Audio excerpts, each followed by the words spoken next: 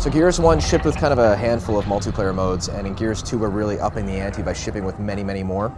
First off, we have this mode called Wingman, which is one of my personal favorites. It's basically 5 teams of 2 players, so it's kind of a mix of a free-for-all with a co-op versus experience. Then we have Guardian, which is essentially Assassination 2.0, in which each team has a leader, and if you take out the leader, the other team can no longer respawn. So that's the goal, is to basically, get rid of all the enemy forces. And then we have Submission, which was previously codenamed Meat Flag, in which there's a stranded character that's running around the map. It's essentially kind of like a one flag, capture the flag game type. Knock them down, take them hostage, drag them to another point, and win the round. And all of these modes coming together add up to kind of a very, very fun and tremendous multiplayer package.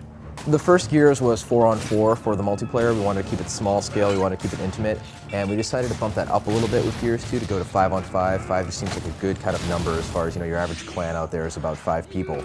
We didn't really want to go to like, 6-on-6, 7-on-7, or even larger than that, because we believe that more can be better depending on the kind of game you're doing. If you're doing, for instance, a very large scale vehicular territory control type game type, that's cool. Gears isn't that game. Gears is more about getting in close, chainsawing somebody, performing an execution move, people crawling, trying to get away, taking cover. It's much more about that intimate violence, face-to-face experience where you're shooting characters that are very large and visible and not pixels on the horizon. If you look at the new executions we have in the game, there's one literally where Marcus kicks a Locust over and punches him in the face. It's almost like, mixed martial arts type moves that are kind of getting involved in a shooter.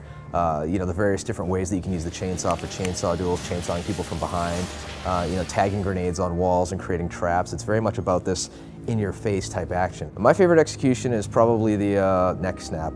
When you're carrying somebody as a hostage, you just go, pop goes the weasel. Gears 1 had a very, very cool and very tight control scheme, but upon shipping the game, we knew that we could do a lot better.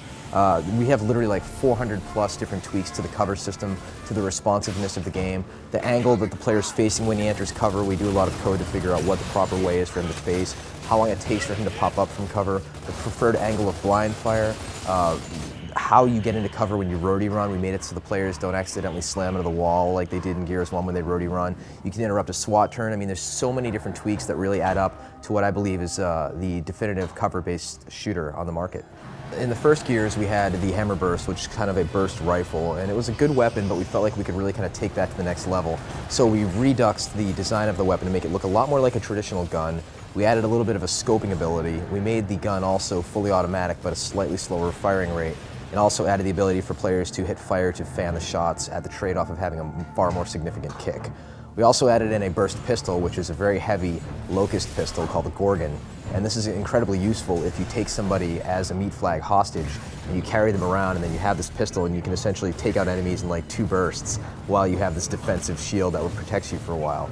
We also have a metal shield that you can carry around, which you get off of a large boomer class. You can use that planted in the ground, and your enemies can actually kick it over as a defensive mechanism.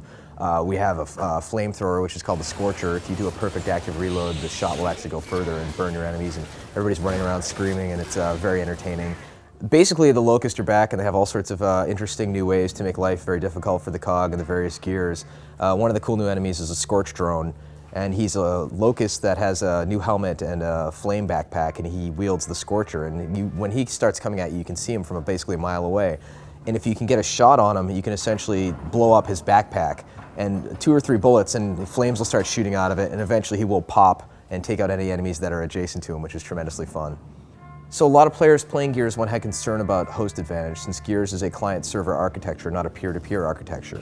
Our solution to this is optimize, optimize, optimize, and basically get players to the point whereas the host has very little advantage to none at all, so the players can't even tell who's the host when they're playing an online game. Part of that's the beauty of a party system, players all getting together and players just kind of joining up and having a better netcode and just polishing the hell out of the experience and making sure it shines. The Gears of War 2 is coming out this November when it gets a little bit chilly, so get ready.